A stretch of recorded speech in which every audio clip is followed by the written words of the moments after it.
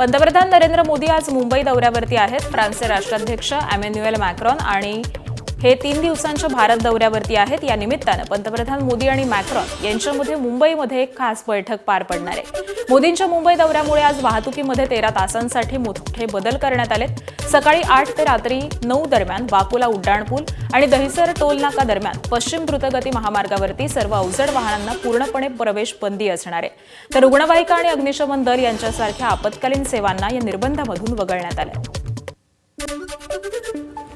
जगातल्या 2 बलाढ्य राष्ट्रांच्या प्रमुखांचा मुंबई दौरा हा ऐतिहासिक ठरणार आहे। फ्रान्सचे राष्ट्राध्यक्ष एमॅन्युएल मॅक्रॉन आणि मोदी हे मुंबईमध्ये एका बैठकीच्या निमित्तानं एकत्र येणार आहेत। या निमित्तानं नवनिर्वाचित महापौर रितू तावडे मुंबईच्या प्रथम नागरिक या नात्यानं पंतप्रधान मोदी आणि मॅक्रॉन यांचं स्वागत करतील आणि त्यानंतर इंडो फ्रेंच सांस्कृतिक कार्यक्रमाला पंतप्रधान मोदी आणि मॅक्रॉन हे हजेरी लावणार आहेत। याआधी गेल्या डिसेंबरमध्ये ब्रिटनचे पंतप्रधान स्टारमर आणि पंतप्रधान मोदींमध्ये मुंबईमध्ये चर्चा झाली होती।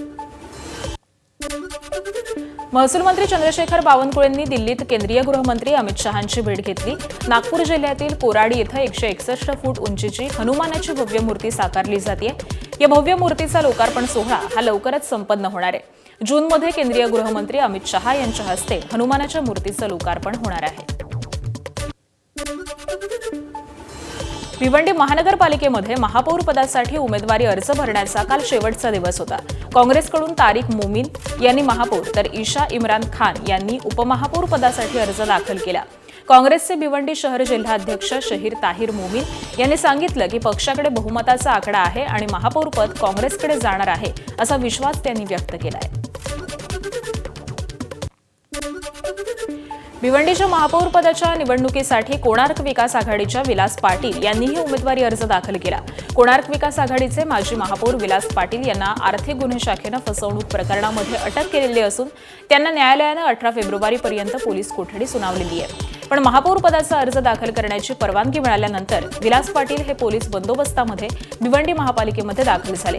त्यामुळे भिवंडी महापालिका मुख्यालयाला पोलीस छावणीचं स्वरूप आलं होतं।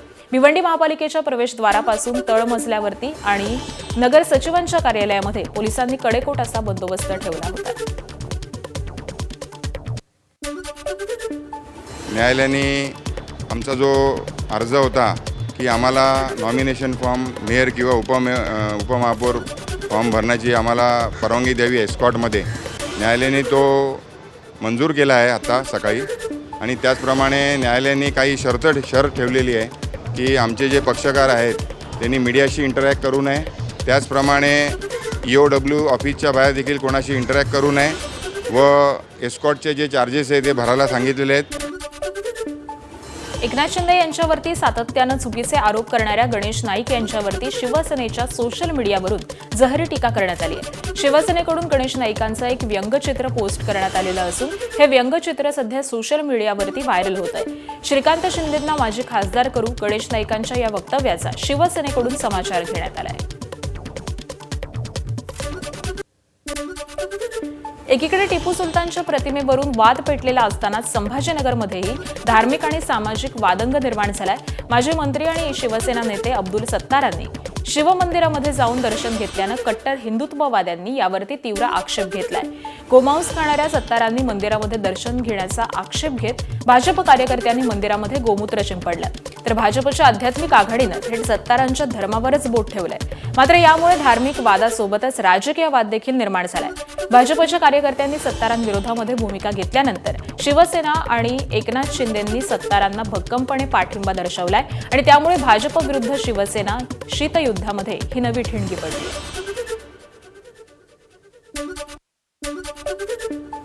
म्हणजे अब्दुल सत्तार काय, साबिर शेख काय, हे सगळे आमच्या मंत्रिमंडळात देखील होते। आणि अब्दुल सत्तार हा आपला लोकप्रतिनिधी आहेत, ते देशभक्त आहेत, राष्ट्रभक्त आहेत, अशा प्रकारचं कृत्य योग्य नाही। लाचलुचपत प्रतिबंधक विभागानं अन्न आणि प्रशासन विभागातील क्लर्क राजू ढेरंगेला अटक केल्यानंतर आज सत्र न्यायालयामध्ये हजर केलं। न्यायालयानं ढेरंगे याला 2 मार्चपर्यंत न्यायालयीन कोठडी सुनावली आहे। मंत्रालयाच्या अन्न आणि प्रशासन विभागामध्ये कार्यरत असलेल्या ढेरंगे याच्यावरती मेडिकल स्टाफवरती केलेल्या कारवाई रद्द करण्यासाठी 50,000 रुपयांची लाच मागितल्याचा आरोप होता. तर या लाचेचा पहिला हप्ता म्हणून 35,000 रुपये स्वीकारताना लाचलुचपत प्रतिबंधक विभागानं त्याला रंगेहात अटक केली.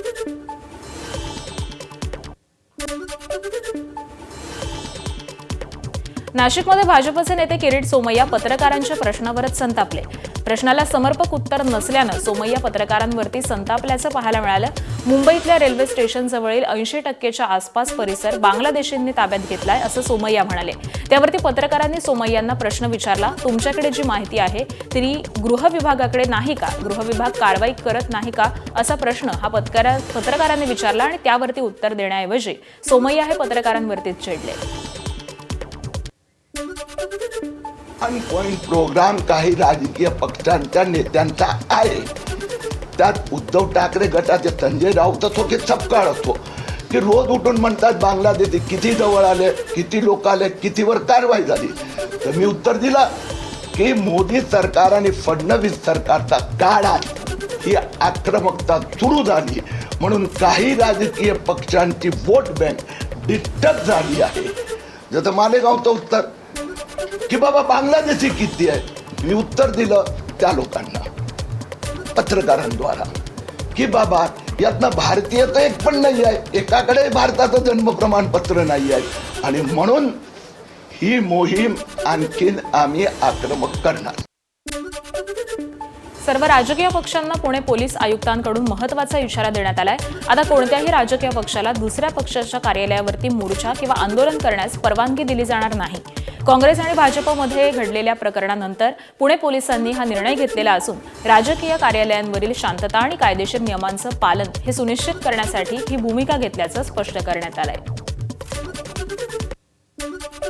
ही घटना पुन्हा शहरात होऊ नये यासाठी पूर्ण अशा प्रकारचे आंदोलन ठिकाणीचे आढावा घेण्यात येत आहे. याचे नंतर कोणताही राजकीय पक्षाचे कार्यालय किंवा निवासस्थान किंवा इतर पदाधिकाऱ्यांचे कार्यालय इत्यादीवर कोणत्याही प्रकारचे आंदोलनाला परवानगी देणार नाही. त्या अनुषंगाने कारवाई करण्यात येत आहे. जे घटना घडलेली आहे त्यामध्ये प्रत्येक जे कोणी दोषी आहे त्याच्या विरुद्ध कायदेशीर कारवाई करण्यात येईल आणि पुढे अशा घटना होता कामा नये यासाठी पुणे शहर पोलीस दल पूर्ण खबरदारी घेत आहे. छत्रपती संभाजीनगरच्या चंपा चौक भागामध्ये पालिकेकडून अतिक्रमण विरोधी कारवाई करण्यात येते. याबाबतचा व्हिडिओ ठाकरेंच्या शिवसेनेचे खासदार संजय राऊतांनी एक्सपोस्ट केलाय. संभाजीनगरमध्ये भाजपचा महापौर झाल्यापासून मराठी आणि हिंदू लोकांवरती जुलूम सुरू असल्याचा आरोप हा राऊतांनी केलाय. दरम्यान संजय राऊतांनी केलेल्या एक्स पोस्टला छत्रपती संभाजीनगरचे महापौर समीर राजूरकर यांनी उत्तर दिलंय. शिवसेना सत्तेमध्ये असतानाही कारवाई होत होती तेव्हा सवाल का विचारला नाही असं समीर राजूरकर यांनी म्हटलेलं आहे.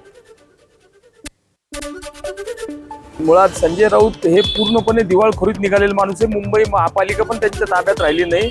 उबाटाच्या शहरामध्ये रोडवर अतिक्रमणाची कारवाई होते. त्या अतिक्रमणाची कारवाई मला असं वाटतं संजय राऊत साहेब त्या वरिष्ठ सभागृहाचे सदस्य आहेत, त्यांना माहिती आहे प्रशासन कारवाई करत असताना असं काही पाहून करत नाही. ते अतिक्रमण हे अतिक्रमण असतं, ते त्याला तुम्ही रिलिजन मध्ये कसं तोडणार.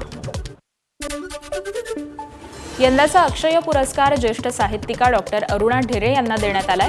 न्यू एज्युकेशन इन्स्टिट्यूट संस्थेचे अध्यक्ष प्रकाश वैशंपायन यांच्या हस्ते हा पुरस्कार देण्यात आलाय.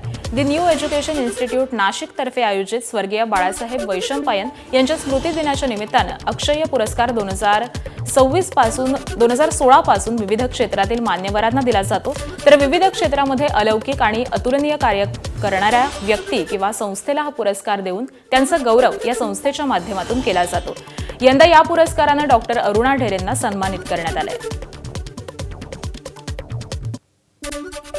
मालेगाव महानगरपालिकेमध्ये टिपू सुलतान फोटो प्रकरणामुळे राजकीय वातावरण हे तापलेलं आहे. उपमहापौर शान ए हिंद यांच्या दालनामध्ये टिपू सुलतान याचा फोटो लावल्यामुळे वाद निर्माण झालेला असून प्रकरणाचे राज्य आणि देशभरामध्ये पडसाद उमटलेत. मनपा प्रशासनानं दखल घेत नगर सचिवांकडून राष्ट्रपुरुषांचे फोटो लावण्याबाबत शासन आदेशासह पत्र पाठवलेलं असून उपमहापौर, महापौर आणि गटनेत्यांसह संबंधित पत्र हे वितरित करण्यात आलंय. उपमहापौरांनी कार्यालयामध्ये दुरुस्तीनंतर फोटो हा पुन्हा लावणार असल्याचं वक्तव्य केलेलं आहे आणि दरम्यान सकल हिंदू समाजाकडून आंदोलनाचा इशारा मिळाल्यामुळे उद्या आंदोलनाची शक्यता देखील आहे. मुंबईतील अंधेरी मोरोळ परिसरामध्ये सुरू असलेल्या पोलीस भरती प्रक्रियेमध्ये गोंधळाचं चित्र पाहायला मिळालं. राज्यभरामधून आलेल्या काही उमेदवारांना उशीर झाल्याच्या कारणावरून प्रवेश नाकारण्यात आल्याचा आरोप करण्यात येतोय. काल उशिरा आलेल्यांना संधी देण्यात आली, मग आज का नाही असा सवाल उमेदवारांनी उपस्थित केलाय. तर अनेकांसाठी ही शेवटची संधी असल्यामुळे प्रशासनानं मानवतावादी दृष्टिकोनातून निर्णय घ्यावा अशी मागणी होतीये.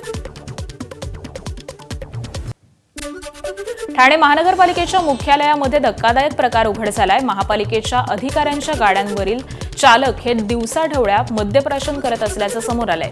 एका जागरूक नागरिकानं व्हिडिओ काढून जाब विचारला असता एक चालक हा दारूच्या नशेमध्ये बेदरकारपणे गाडी चालवत पळून गेला, तर दुसऱ्या चालकाला घटनास्थळीच MSF जवानानं पकडलं. तर महापालिकेच्या आवारामध्येच हा प्रकार घडल्यामुळे सुरक्षता व्यवस्थेवरती गंभीर प्रश्नचिन्ह उपस्थित झालंय. तर या प्रकरणाची तात्काळ दखल घेत संबंधितांना ठाणे महापालिकेच्या सेवेमधून तात्काळ निलंबित करण्यात आलंय.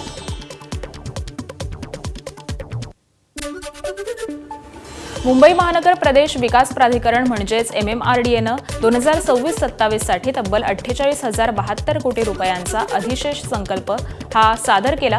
2017-18 नंतर प्रथमच सादर केलेल्या या शिल्की अर्थसंकल्पामध्ये 87% तरतूद ही थेट पायाभूत प्रकल्पांसाठी करण्यात आली आहे. मेट्रो नेटवर्क, भुयारी मार्ग, मल्टी रिंग रोड आणि मुंबई 3 या ग्रोथ हबला मोठी चालना देण्यावरती भर देण्यात आलाय.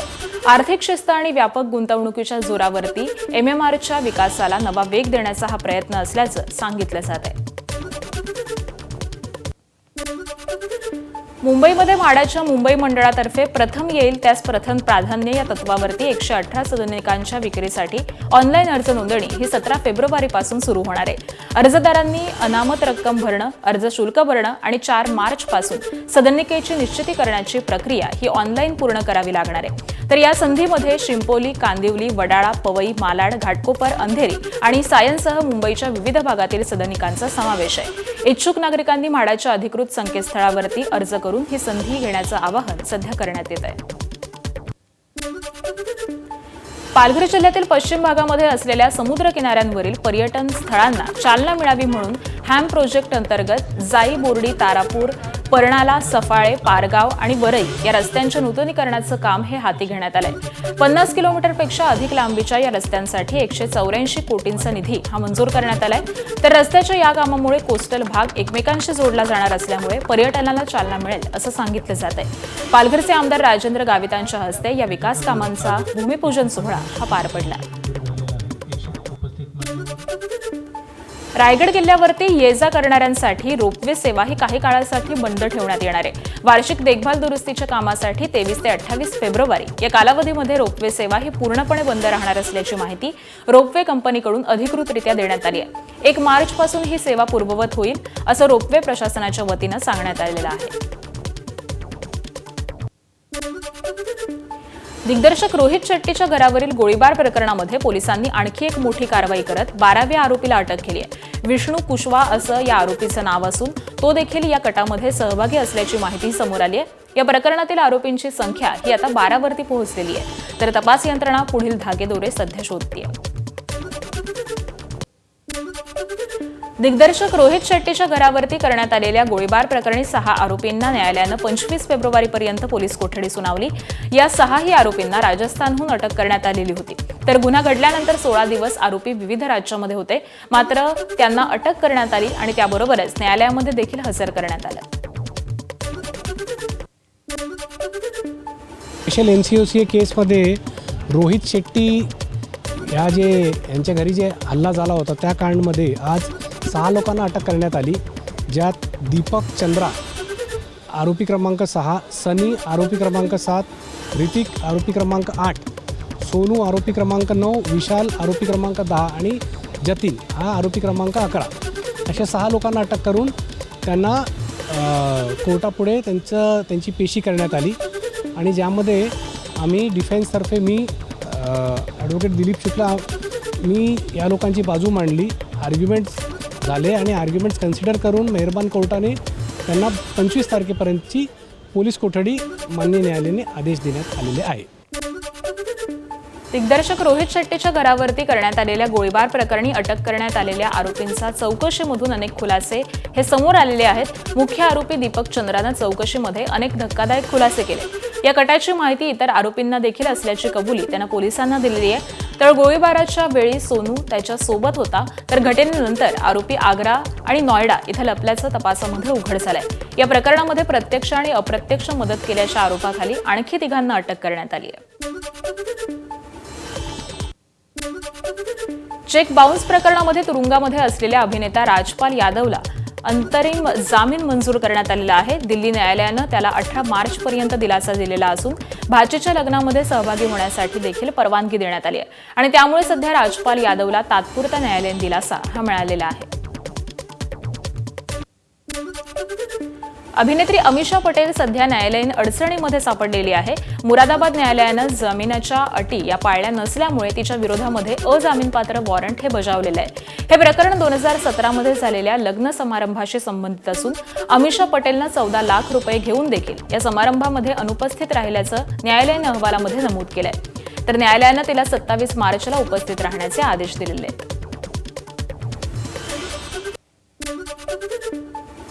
पुणे पोलिसांनी राजस्थानमध्ये मोठी कारवाई केली आहे. यावेळी तब्बल 4 कोटी रुपयांचे ड्रग्ज जप्त करण्यात आलेले असून 6 जणांना अटक करण्यात आली आहे. काही दिवसांपूर्वी खराडी परिसरामधून MD ड्रग्ज जप्त केल्यानंतर पोलिसांनी तपासाची सूत्र ही थेट जोधपूरपर्यंत नेत छापेमारी केली.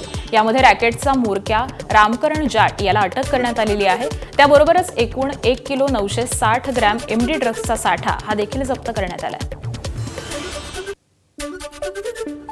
खराडी पोलीस स्टेशन येथे 3/2/2026 येथे एक 27 ग्राम मेफेड्रोन स्विफ्ट कारमध्ये पकडण्यात आला होता. त्यामध्ये सापळा ज्यावेळेस रचला होता त्यावेळेस 2 आरोपी यामध्ये आपण अटक केले होते. काही गुन्ह्यात वापरलेल्या गाड्याही आपण जप्त केलेल्या आहेत. एकूण मुद्देमाल टोटल 4,27,09,000 असा मुद्देमाल आपण टोटल हस्तगत केलेला आहे. यामध्ये पुढील तपास चालू आहे. कोल्हापूर जिल्ह्यातील भोगावती साखर कारखान्यामध्ये जोरदार हाणामारी झाली. कारखान्याच्या काही संचालकांमध्ये झालेला वाद हा तीव्र झाला आणि त्याचं रूपांतर हे थेट हाणामारीमध्ये झालंय. या घटनेमध्ये एका व्यक्तीला मारहाण होऊन तो बेशुद्ध झाल्याची माहिती समोर येते. तर 2 गटातील या संघर्षामध्ये कार्यालयातील काचा देखील फोडण्यात आल्या. नेमका वाद कशावरून झाला याचा तपास सध्या सुरू आहे. मुंबईतील गजबजलेल्या छत्रपती शिवाजी महाराज टर्मिनल स्थानकावरती धक्कादायक प्रकार घडलाय. लोकल गाड्यांच्या प्लॅटफॉर्मवरील ट्रॅकवरती एक व्यक्ती झोपलेल्या अवस्थेमध्ये आढळल्यामुळे खळबळ उडालेली होती. समोरून येणारी लोकल आणि ट्रॅकवरती झोपलेला माणूस पाहून काही क्षण सर्वांचे श्वास रोखले गेले. प्रवाशांनी ही बाब तात्काळ रेल्वे पोलिसांच्या निदर्शनास आणून दिली. परिस्थितीची गंभीरता लक्षात घेऊन रेल्वे पोलिसांनी त्वरित घटनास्थळी धाव घेत संबंधित व्यक्तीला सुरक्षितरित्या ताब्यात घेतलं. मुंबईतील विकास कामांची खरी परिस्थिती पुन्हा एकदा उघड झालेली आहे. मुलुंड गोरेगाव लिंक रोडवरती सुरू असलेल्या पूल बांधणी दरम्यान कोणतीही सुरक्षा व्यवस्था नसल्याचं आढळून आलंय. काल याच ठिकाणी पुलावरील अवजड लोखंडी वस्तू ही थेट फॉर्च्युनर कारवरती कोसळली. सुदैवानं या घटनेमध्ये जीवितहानी टळली, मात्र वाहनाचं मोठं नुकसान झालंय. या रोड दरम्यान कोणताही सूचना फलक नाहीत किंवा कोणतेही बॅरिकेड्स नाहीत, तरी देखील या दरम्यान रहदारीही चालू आहे. कंत्राटदारांच्या अशा निष्काळजीपणामुळे नागरिकांचा जीव हा धोक्यात येत असून यावरती कठोर कारवाईची मागणीही चालकांनी केली आहे. हम मुलुंड से घर जा रहे थे, प्रॉपर फोर्टिस हॉस्पिटल के सामने क्रेन से वहाँ पे MMRDA का काम चालू था, जो बोरीवली के लिए लिंक हो रहा था ब्रिज, वहाँ पे उसका काम चालू था. वो क्रेन ने सामान उठाया था. एक बड़ा सा 40 फुट का सीढ़ी था, तो सीढ़ी का रॉड निकल के हमारे गाड़ी पे गिरा, फॉर्च्यूनर गाड़ी पे, और मिरर्स टूट गया, कांच टूट गया और बोनट ये हो गया, टूट गया. और सेफ्टी के लिए वहाँ पे कोई भी लेबर नहीं खड़ा था कि हाँ गाड़ी रुक जाओ या क्रेन सामान हटा देगी उसके बाद जाना. कुछ भी प्रॉपर कंस्ट्रक्शन नहीं चालू नहीं था बराबर प्रॉपर. और वो जगह पे अगर किसी बाइक वाले पे गिरा होता तो उस बाइक वाला नहीं बचता था. अकोला शहरातील संतोषी माता मंदिर चौकामध्ये हिट अँड रनची धक्कादायक घटना घडली. भरधाव वेगातील 4 चाकी वाहनानं चौकामध्ये उभ्या असलेल्या दुचाकी आणि 4 चाकी वाहनांना जोरदार धडक दिली. या धडकेमध्ये न्यायाधीशांच्या अधिकृत गाड्यांचाही समावेश असल्याची माहिती आहे. तर अपघातामध्ये 4 ते 5 जण गंभीर जखमी झालेले असून त्यांच्यावरती उपचार सुरू आहेत. दरम्यान रामदास पेठ पोलीस ठाणे पोलिसांनी तात्काळ कारवाई करत चालकाला ताब्यात घेतलंय. नाशिकच्या चनकापूर धरण आवर्तन जाहीर नसताना अचानक पाण्याचा विसर्ग करण्यात आल्यामुळे मोठा गोंधळ उडाला. धरण परिसरामध्ये यात्रा आणि जंगी कुस्त्यांचा कार्यक्रम सुरू असतानाच हा प्रकार घडला. सुदैवानं जीवितहानी टळली, मात्र 3 मोटारसायकली पाण्यामध्ये वाहून गेल्याची माहिती आहे. या घटनेची चौकशी करण्याचे आदेश हे प्रशासनाकडून देण्यात आलेले असून नागरिकांनी अचानक विसर्गामागील कारणावरील प्रश्नचिन्ह हे उपस्थित केलं आहे. बीडच्या गेवराई तालुक्यामध्ये पुन्हा कॉपी पुरवठ्याचा प्रकार समोर आलाय. पाडळसिंगीमधील परीक्षा केंद्रावरती विद्यार्थ्यांना खिडकीतून दगडामध्ये गुंडाळून चिट फेकल्याचा व्हिडिओ हा सोशल मीडियावरती व्हायरल झालाय. 12वी परीक्षा कॉपीमुक्त व्हाव्यात यासाठी प्रशासनानं विशेष पावलं उचललेली असतानाच पहिल्याच दिवशी या मोहिमेला धक्का बसलेला आहे. 2 दिवसांपूर्वी 17 जणांवरती गुन्हे दाखल झालेले असताना देखील हे प्रकार सुरूच आहेत. जळगाव शहरामध्ये महाविद्यालयामध्ये शिकणाऱ्या 20 वर्षीय तरुणाची आत्महत्या. श्याम प्रभाकर पाटील आत्महत्या केलेल्या विद्यार्थ्याचं नाव असून श्याम पाटील हा देवकर फार्मसी कॉलेजमध्ये शिकत होता. प्राचार्यांनी सर्व मित्रांसमोर दोष नसताना PVC पाईपनं मारल्यामुळे याचं खच्चीकरण झालं आणि याच नैराश्यामधून त्यानं गळफास लावून आत्महत्या केली. या घटनेआधी श्यामनं मारहाणीबद्दल आपल्या घरच्यांना सांगितलेलं होतं, मात्र त्याच दिवशी त्यानं नेहरू नगर इथल्या राहत्या खोलीमध्ये स्वतःला संपवून घेतलं. घटनास्थळी पोलीस पोहोचताच त्यांना श्यामनं लिहिलेली सुसाईड नोट देखील सापडली आणि त्यानंतर वडिलांच्या फिर्यादीनुसार पोलिसांनी प्राचार्य योगेश पवारांवरती आत्महत्येस प्रवृत्त केल्याचा गुन्हा नोंदवलेला असून पुढील तपास सुरू आहे. सिंधुदुर्ग जिल्ह्यातील मालवण समुद्रामध्ये एकाच वेळी 75हून अधिक डॉल्फिन पाहायला मिळालेत. या डॉल्फिनचे वेगवेगळे कळप ड्रोनच्या माध्यमातून टिपण्यात आलेत. सागरी जीवनशास्त्रज्ञ विशाल भोवेंनी त्यांच्या ड्रोनच्या माध्यमातून हा डॉल्फिनचा समुद्रातील मुक्त संचार समोर आणला. डॉल्फिन सफरीसाठी येणाऱ्या पर्यटकांसाठी एकाच दिवशी 75 पेक्षा जास्त डॉल्फिन पाहणं ही पर्वणीच ठरली आहे. सिंधुदुर्ग जिल्ह्यातील आंबोलीमधील गेळे गावामध्ये काल एका ग्रामस्थाला वाघाचं दर्शन झालं. काल महाशिवरात्री निमित्त प्राचीन महादेव मंदिराला दर्शनासाठी जाणाऱ्या आनंद गावडे यांना हा वाघ दिसलाय. गावापासून सुमारे 2-2.5 किलोमीटरवरती आत घनराज जंगलामध्ये या मंदिराजवळ त्यांना हा वाघ दिसला. आनंद गावंडे यांनी आपल्या कॅमेरामध्ये काही फोटो देखील काढलेत. व्याघ्र पर्यटनासाठी प्रसिद्ध असलेल्या उमरेड पवनी करांडला अभयारण्यामधून मनमोहक दृश्य समोर आलेली आहेत. प्रसिद्ध वाघीण T20 शॅडो आणि तिच्या बछड्यांमधील प्रेमाचा एक सुंदर असा व्हिडिओ सोशल मीडियावरती तुफान व्हायरल होतोय. एका पर्यटकानं आपल्या कॅमेरामध्ये टिपलेला हा क्षण पाहून वन्यजीव प्रेमी हे भारावून गेलेले आहेत. व्हायरल होत असलेल्या या व्हिडिओमध्ये शॅडो आपल्या बछड्यांसोबत रमत असताना दिसतेय. वाघीण आणि तिच्या बछड्यांमधील हा मदर चाइल्ड बॉन्डिंगचा क्षण निसर्गाच्या सावळ्या रूपाचं दर्शन घडवतोय. ABP माझा, उघडा डोळे बघा नीट.